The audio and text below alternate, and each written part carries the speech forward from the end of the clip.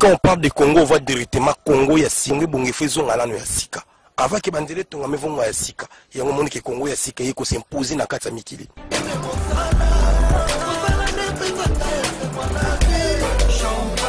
Congo ya Sika, c'est super. J'adore le Congo.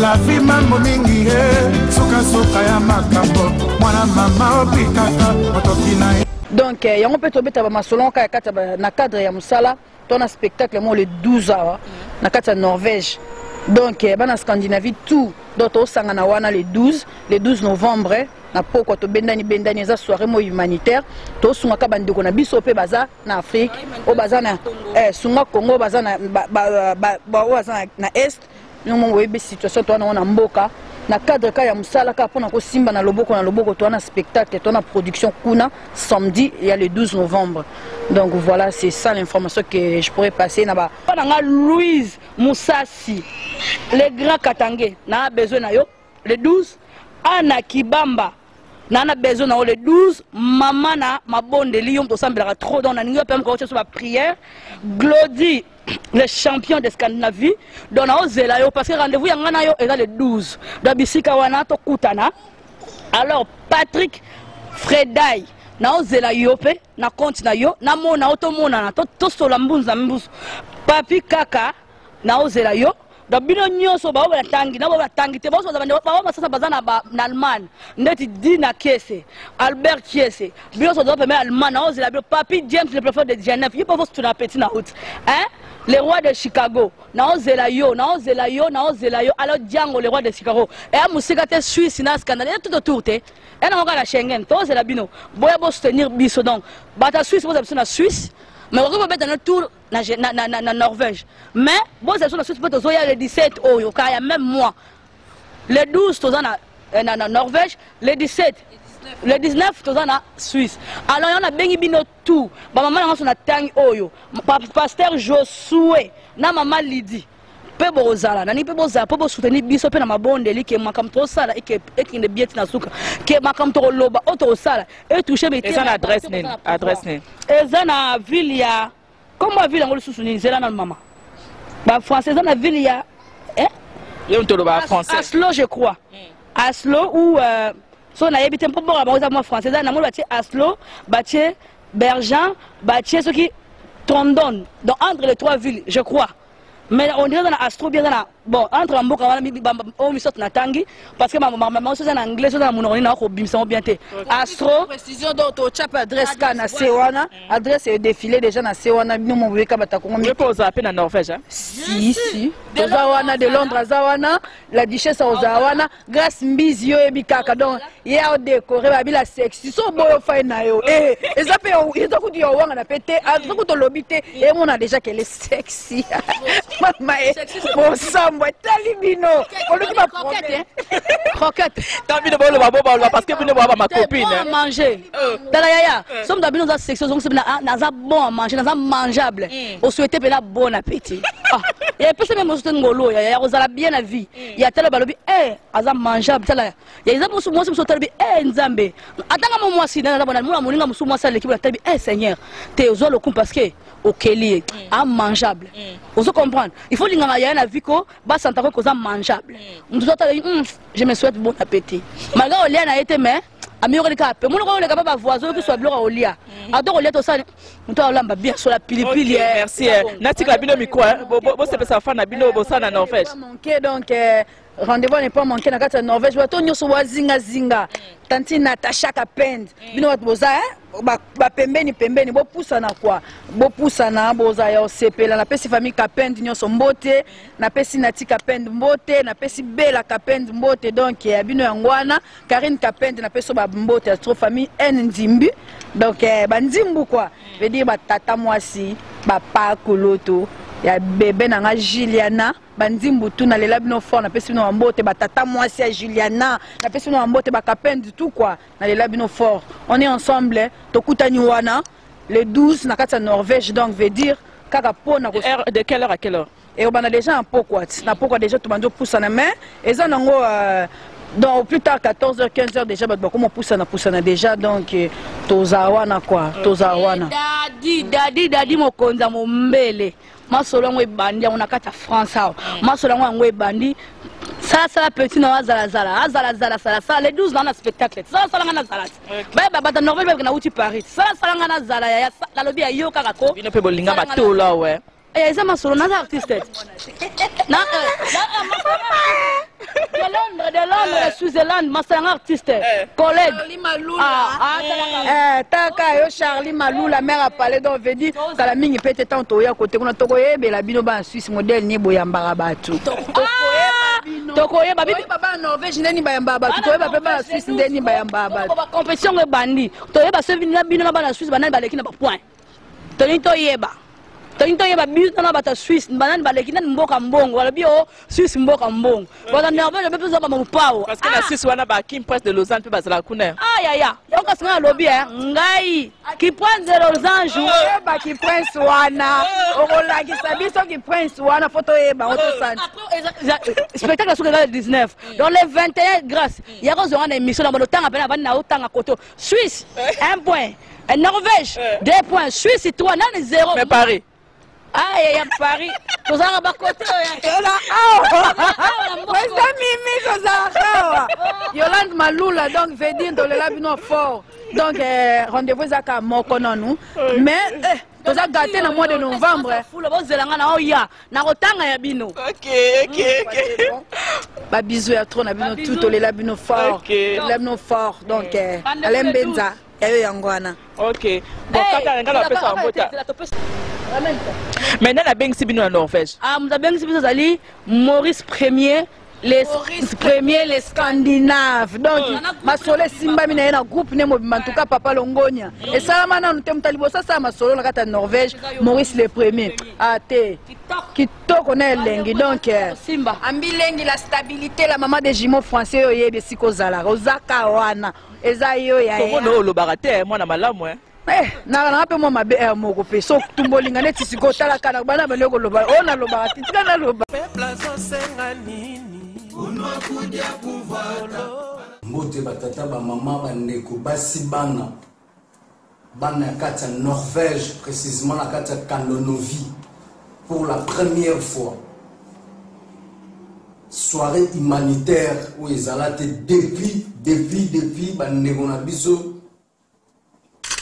ya este ya kati ya mboka Congo to banda kolela makile banda kotanga pour la première fois Maurice Premier na équipe mobima bakanisi bandeko ya mboka Congo précisément la kati ya este ba mama baza violé ou za culture na biso ba congolais te to mona makila to bosoto ya bandeko na biso na misu donc to leli plus jamais ça Maurice Premier na équipe ne mobimba balingi to sangana to sepelisa bandeko to kanisa bandeko na ba oyo bauti kotika biso bazana biso elongote na kati ya Scandinavie pour la première fois soirée humanitaire mokwazanga te to bengisi bato ya nzinga to zala mokolo wana elongo ebele to kabola mawa ya bandeko na biso ya este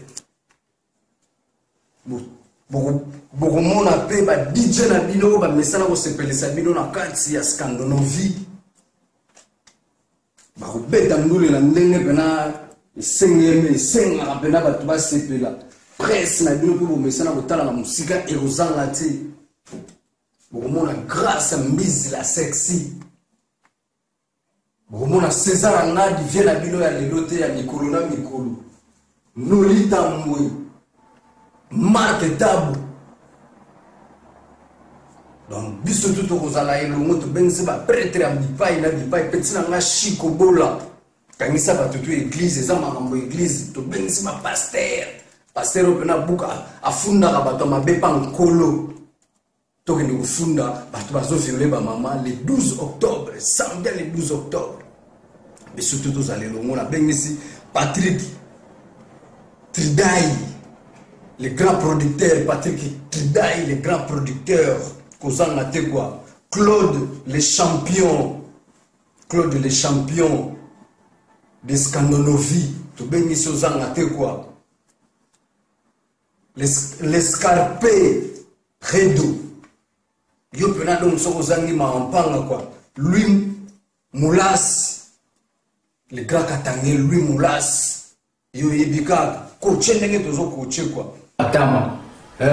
Donc biso toto za longo ngana rotika malula oya ba Charlie malula tikali na palais toye Norvège uniquement pour la soirée humanitaire. Maurice Premier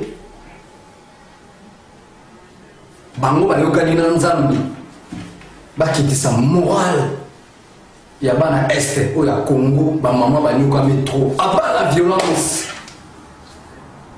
bandeko na biso le 12 octobre Norvège bas sentir biso bas sentir etoza bas sentir Scantus bokoza souvent na la mille en live tokuta pour ezala elenge kitoko jour wana bato wana bakosentir ke toza suna esika te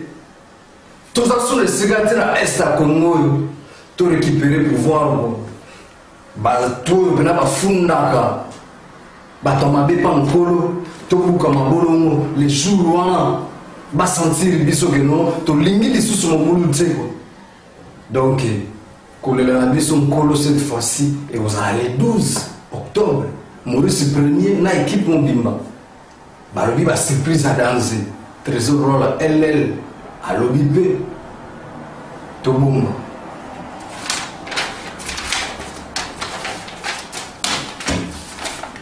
nabungi bozomolanga napasuki nazaka napumbwa bon nadie na ngabo pour les osimba te nadie les jours wana ba miracle kozala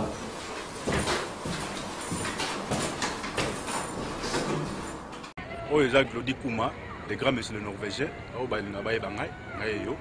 donc to bengsi bino nyonso boya donc na Scandinavie na kata Norvège, donc to bengsi bato new donc bato ya Suède ya Finlande donc boya bosanga na biso donc le 12 nous allons danser pina makasi bengsi bino donc to na songo trop ya mabino ba komodi na biso to ngaka trop ba de Londres ba nani donc to na biso na bino boya donc boya belé donc to na besoin na bino boya bosanga na biso to sepela elongo donc ezala kitoko quoi merci bolanda ba belle fille bango ba expliquer bino ndenge ni masolongo ozana kati quoi kitoko et na Scandinavie eza ya koinda donc le 12 octobre bino nyonso bana Finlande bana ya Suède bana Danemark boya bosepela na biso elongo na bandeko na biso ba comédie ba kota Paname de Londres Meta donc toza biso nyonso tous les 12 octobre bo sanate donc bo préparer ba forme donc on a passé maloba la ndeko na merveille alors confirmer les bino pe eloko et baby na biso baby le 12 octobre on a 14 solo et baby na biso donc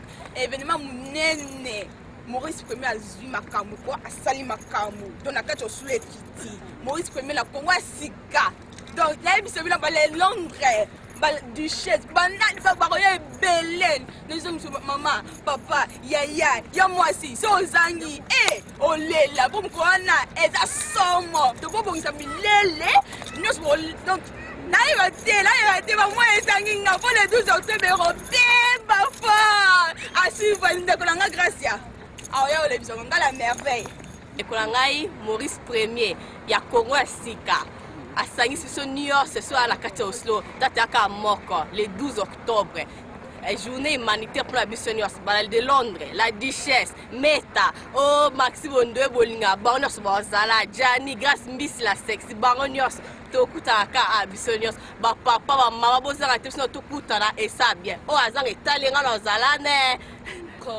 Bonsoir chers auditeurs auditrices et à Congo et à Sika. Donc pour vous dire que c'est finalement confirmé la soirée du 12 octobre, c'est une soirée humanitaire, c'est une œuvre caritative organisée par Maurice Premier. Donc vous êtes tous invités.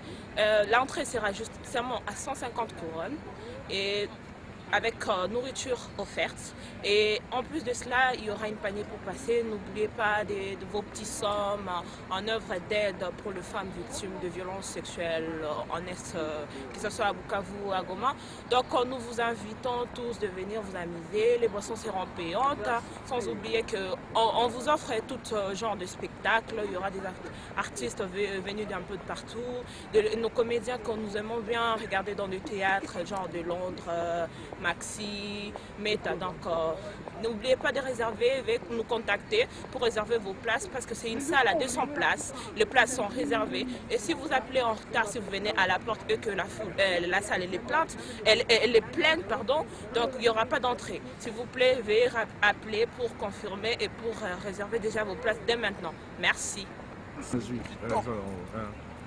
Bonsoir, Ndebomoni, belle fille.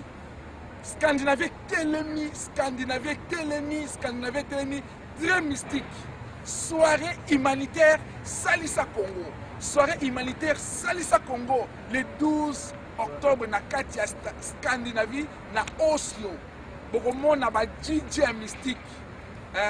Da disco de Danemark, Landry de Norvège, Bakoya, Bako Sepel Sabino, Bana Scandinavie Boya, Finlande, Suède, au Danemark, Boya et Belé, place c'est ça limité, doit entrer 150 couronnes. 150 couronnes, et ça rapport au lié un peu au CPLA. Dans le spectacle, dans la musique, dans la mystique, peu pour le monde, dans l'association, dans l'Otokoye, dans l'Omkoloana. Dans la canine, dans la Norvège, dans l'Omkoloana. Vous êtes très très fort pour l'Andabiso. Est-ce que vous avez un niveau? Est-ce que vous avez un niveau?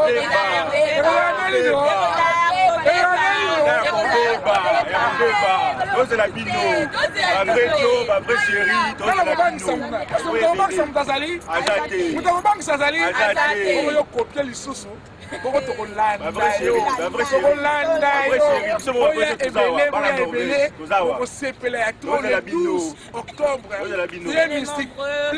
Très limité.